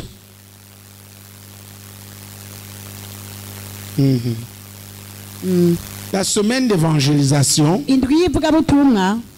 Notez que nous avons, je veux que les saints comprennent ça, Shaka ko abera babitahura. soit les soirées, soit les veillées de prière. Ni ukuvuga ngo habategereza Le kubaho pasteur qui élimine ça, amakesha les 4 cyangwa heures de prière dans imigoroba son église, y'amasengesho clairement devient. y'amasahane. Umwungere wese ivyo bintu abishira ku ruhande aba yagiye kure. Si vous voulez beaucoup de personnes, ayez les soirées. Mushaka abantu 4 heures, vous êtes dans la même zone. zone. Amasahane musenge muri zone yanyu. Si c'est à 18h, vous finissez à 22h. Si c'est à 17h, vous finissez à 21h. Ari Vous rentrez chez soi. Vous êtes dans la même zone. muhereye saa 11 cyangwa saa 12 muheze muhejeje amasahane. Si vous ne pouvez pas veiller, Nyamba mudashobora gukesha ou veiller à un certain nombre. icy'abantu kanaka. Mais on doit toujours entretenir ça en petit nombre. Ariko mutegerezwa kubishikamisha ku gitigiri kimwe. Notez que ces trucs qu'on a posés, on ne les déplace pas. On ne déplace pas les veillées, on ne déplace pas les réunions d'assemblée. Twamaze gushikamisha nitubyegezayo tubikoreramwo ayo makesha tuyagumizaho, amakoraniro yo mu mazu tuyagumizaho tukabikoreramwo. Les jours les semaines d'évangélisation, Indwi z'ivugabutumwa si on se rassemble dans l'assemblée, dukoranye mu on prie ikoraniro 15 minutes, on sort évangéliser. turasenga iminota 20 tukaca dusohoka kuvuga ubutumwa bwiza. Si c'est dans l'église, Ari on mu prie 15 ishengero minutes, on sort tugasenga iminota évangéliser. 15 tukaca tugenda kuvuga ubutumwa bwiza. Qui a compris? Ninde yatahuye? Le fardeau des âmes doit être porté dans les veillées. Umutwaro Jésus priait la nuit et il prêchait le jour. utegerezwa kwikorerwa mu makesha kuko bavuga ubutumwa ku Cette semaine, on basenga s'entraîne à mw'ijoro faire ça bakavuga ubutumwa chaque ku jour. murango. On s'entraîne à faire ça chaque jour.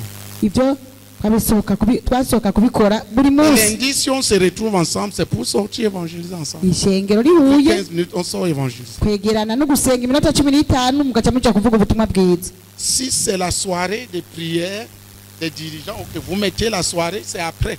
Ari imigoroba yo gusenga sawa, ari amakesha sawa, Les gens croient. Et là, kuko priez. mutegereza gusenga kugira ngo abantu bizere, mugasenga kugira ngo abantu basohoke kuvuga ubutumwa bwiza, pour ajouter les gens, qu'ils viennent pour mugasenga guérir, kugira ngo pour abantu délivrer. baze C'est parce qu'il y a peu de prières qu'il y a peu babohoke, d'ajout. abantu bakizwe, abantu biyongere ku gitigiri cy'ishengero. Qui comprend? Ninda bitahura. Lundi, mercredi, organisez autant que possible à sortir à Atatu. partir de l'église. Mubitunganye ku buryo musohoka Mardi, nk'ishengero jeudi, organisez les sorties kuwa parties kabiri des no kuwa assemblées. kane mwitunganye ku buryo musohoka nk'ikoraniro ryo mu nzu. Qui saisit? Ninde ariko arabitahura? Samedi, Kuwa gatandatu c'est le même travail, mais ici, ni cya gikorwa nyene, ariko c'est hano les intercesseurs qui restent abinginzi baca basigara pour faire les 7 heures. kugira ngo bagire amasaha indwi. Nous voulons que dans chaque église, les 7 heures soient établies. Turashaka ko muri buri shengero ayo masaha indwi Quand les ashingwa. pasteurs sont pris dans l'évangélisation, eux, ils doivent toujours rester Abapasitori bafashwe mu ivugabutumwa bobo bategereza kugumaho et prier. bagasenga. Qui comprend l'organisation? Ninde ariko aratahura iyo Je ndinganizo? dis ceci pour que ce ne soit, pour que personne n'invente. Ivyo ndabivuze On kugira embrouille ngo les choses. ntihagire umuntu azana ivyiwe canke Tu es impliqué dedans. Et quand ils washireho n'entendent pas uruzazane. que ton église est en train de lire la Bible et que toi, tu as créé, ping, quelque chose est passé dans ta tête, tu es parti à Angomisa pour Ishengero ryawe nirize ribe ririko rirasoma prophétiser Bibiliya, là-bas. nawe wagwigiriye hariya C'est là. ngo muzapu kuvugishwayo. Le pasteur n'envoie pas son peuple, le pasteur fait, amène son Umupasitori peuple à faire avec lui ntarungi ku bwoko bwiwe ahubwo akorana nabwo avant d'aboutir à leur commander de faire.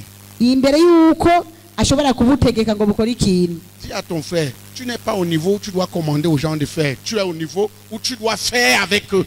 Bwira mwene data uti wewe nturashika ku rugero rwo gutegeka abantu ngo bakore, uri ku rugero rwo gukorana nabo. Frère, j'ai fait ça avec vous. Bene data narakoranye ivyo bintu namwe. Non, je peux vous commander de Ubu le rero faire. ndashobora kubategeka ngo mubikore. Le jour que vous allez bâtir les gens qui sont comme vous, vous allez leur commander. Pour le moment, nimwubaka c'est pas le abantu cas. namwe bameze nkamwe Vous le muzoheza faites mubategeke avec babikore. Ne dis pas, vous allez évangéliser. Zéro. Nimuvuge ngo genda muvuge ubutumwa oya, Tu vas avec. murajana. Ne dis pas, allez évangéliser, moi je vais prier. Zéro. Nimuvuge ngo genda muvuge ubutumwa ngo Si tesigare votre ndasenga pasteur dit ça, dites-lui, oya. nous aussi on va prier avec toi. Pasiteri wanyu ntiyabibabwira muzace mumubwira ati natwe turagumana dusengane. La brebis va où va le pasteur? Intama ijyaho umwungera ari. Qui comprend? Nindatahura Tu dois être impliqué utegereza nawe kubibamwo pour amener ton assemblée, pour amener ton église. kugira ngo uzane ikoraniro ryawe n'ishengero ryawe. Les week-ends, c'est les campagnes d'évangélisation. Impera z'indwi rero ni ibikorane by'ubutumwa bwiza. Qui comprend la gestion de la semaine d'évangélisation? Nindatahura ingene tuzotunganya iyo ndwi y'ivugabutumwa. Ceci, tu demandes à tes dirigeants d'assemblée le compte rendu après. Aho uzoca usaba rero icegeranyo umurongozi w'ikoraniro ryo mu nzu uti kuwa kabiri mbega byagenze gute. Et dans les assemblées, prenez ceux qui ont... nous avons expérimenté quelque chose au Rwanda. Hari ikintu twabonye mu Rwanda, Les frères qui ne pouvaient pas ouvrir. bene data batashobora kugurura akanwa Après avoir suivi l'évangile sur la foi qui parle, bamaze kumva ubutumwa opérer des bwiza miracles dans les rues. ku bijyanye n'ukwizera kuvuga. Imana yarakoze ibitangaza. C'est des gens qu'on n'attendait pas qui prêchaient le vent. Bari abantu ata muntu yari yiteze ko bavuga ubutumwa bwiza. Et ils ont connu quelque chose la maman pasteur me disait hier que, frère, malgré le truc là, les gens sont continuent à sortir et à guérir les malades. Mama pasiteri wo mu Rwanda ejo yari karambwira ku telefone ati n'inyuma awahubiriye ati abantu baguma basohoka kukiza abagwaye. Utilisez tes gens pour ça. Rero nawe wegeranye abantu bawe ku bw'ibyo. Qui comprend ce que nous devons faire? Ninde atahura ibyo dutegereza gukora? J'ai parlé de la semaine d'évangélisation. Navuze iby'indwi y'ivugabutumwa. La semaine des finances, je ne vais pas beaucoup en parler parce que les gens aiment les finances, alors ça coule normalement. Indwi y'ubutunzi sinza kuyivuga ko byinshi kuko abantu barakunda amafaranga, ivyo rero biratemba. Les gens aiment comprendre. Abantu barashaka ko babasengera ku mahera. Les gens seront pleins dans les assemblées. Rero abantu bazuzura mu makoraniro. Priez pour leurs problèmes. Musengera imitwaro yabo. Priez pour les affaires des frères. Musengere ibidandazo bya bene data. Le dirigeant doit conduire les gens à prier pour le but financier, pour sur nos sujets de finances. Il y a les ministres des finances umurongozi et les ategereza pasteurs qui kurongora doivent abantu conduire à prier ku bijyanye sur nos n'intumbero sujets de zacu mu finances, gisata pour la cy'ubutunzi croissance, hariho et abakozi pour bo la muri icyo correction gisata des cœurs. gukura no guhindukizwa kw'imitima C'est le même système. nicyo kimwe bikora kumwe Lundi, kuwa mbere veillée des pasteurs ou soirée des pasteurs pour Makesha partager y'abapasiteri comment conduire les kugira ngo assemblées. basangire ingene bazorongora Mardi, dans les amakoraniro assemblées. kuwa kabiri n'amakoraniro Mercredi, kuwa gatatu dans l'église pour Mu prier isengero, pour le Burundi sur le plan isengero, économique. igihugu mu gisata cy'ubutunzi Qui comprend ça? nindatahura Jeudi, kuwa kane dans les assemblées, mu makoraniro on prie pour les besoins des frères. tugasengera imitwaro ya bene data Si j'étais pasteur, je jeûne. Parce que si tu pries et il n'y a rien qui se passe, nk'ubu ugiye aba ndi umupasiteri noca nisonzeca kuko usenze ntiyagire igikoreka pourquoi les gens doivent venir à tes... abantu none boza mu masengesho yawe gukora iki Regardez, tout ce monde, ils m'ont suivi parce qu'on priait et ils voyaient. ehe bene data aba bose bankurikiye kuko barasenga ibintu bakabibona Dis à ton voisin, frère, si tu conduis les gens à prier et on ne voit rien, gira mwene data uti mwene data none niwarongora abantu gusenga ntihagire ikivamwo entre dans le jeûne et ne sors pas jusqu'à ce que Dieu exauce les gens. utuzuce winjira mu kwisonzesha kandi ntuzuveyo imana itarishura amasengesho y'abantu Dis-le lui. mubwire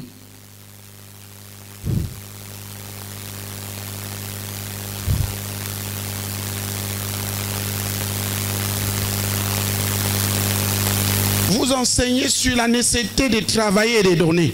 mukigisha abantu ku bijyanye n'ingene bategereza gukora bagatangira imana Et vous conduisez les gens à prier. kandi mukarongorera abantu gusenga Et vous à prier sur nos sujets dans Kandi l'église et à prier pour les besoins des gens dans les basengera assemblées. imitwaro yacu mu ishengero ariko Que les dirigeants basengere d'assemblée assument n'imitwaro leur charge. y'abera mu makoraniro abarongozi b'amakoraniro bafata igikorwa cyabo Si je suis à ta place, je dirige une assemblée, je ne vais pas là-dedans ce jour sans être dans le jeûne en criant à Dieu, yaba Dieu nari ne me... umurongozi w'ikoraniro sinogiye Viens avec moi, exauce nari mu les pour toutes tes kwisonzesha kugira ngo nakambira imana ati imana zanana nanjye wishyure J'ai imitwaro fait ya ces bene choses-là data avec vous. ivyo nanabikoranye namwe Et Dieu s'est montré aux gens. kandi imana yari yeretse C'est abantu pour ça que les gens ont prôné. nicyo gituma abantu bamatako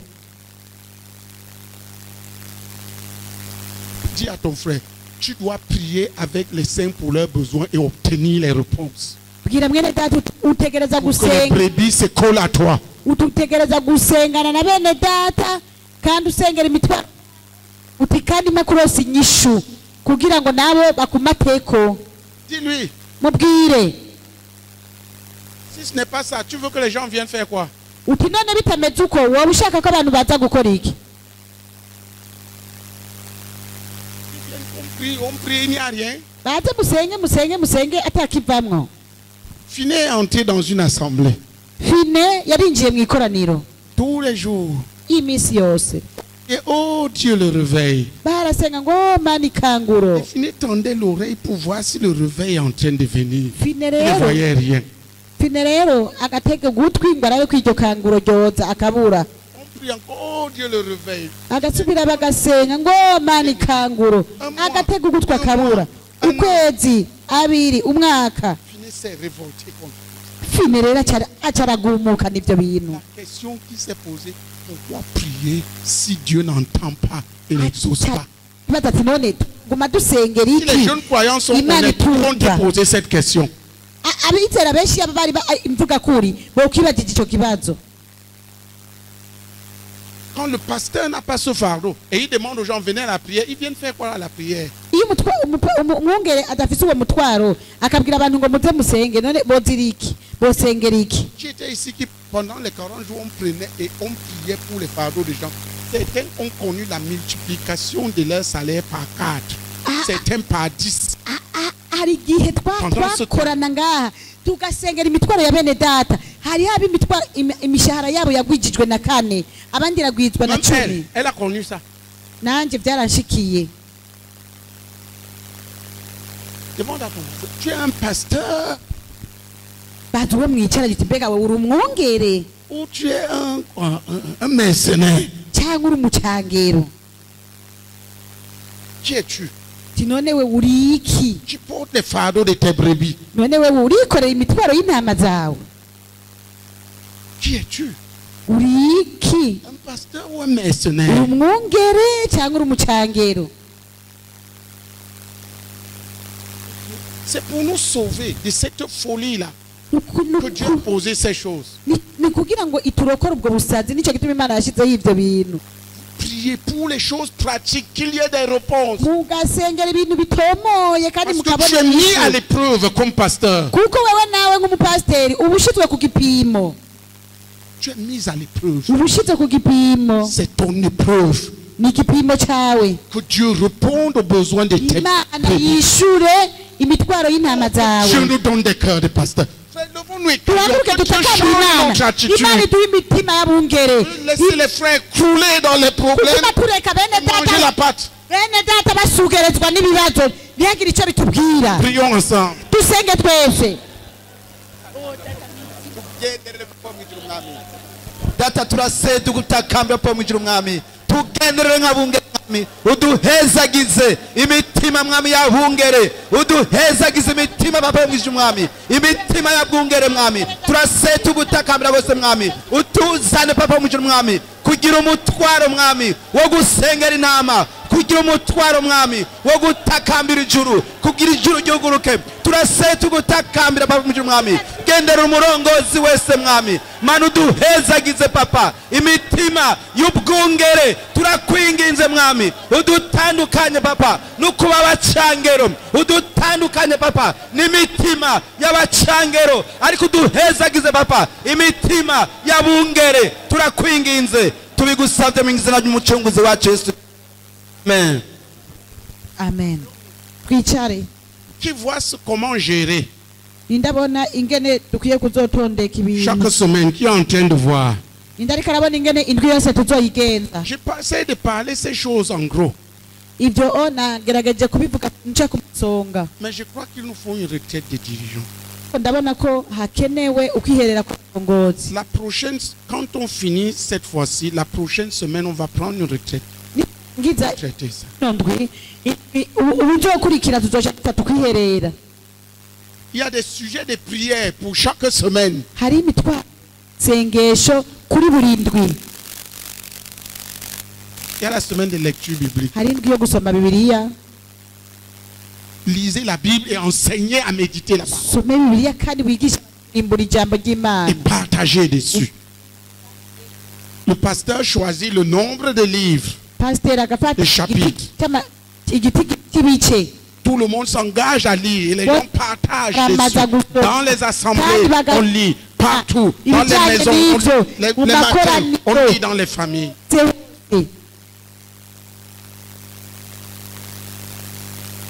Tu comprends? Et on enseigne à méditer. Kandi bakigisha no En kurimba. méditant avec eux. Kandi ukarimburana nabo. Qui comprend ce que je suis en train de dire? Ndasahura ivyo ndiko ndavuga.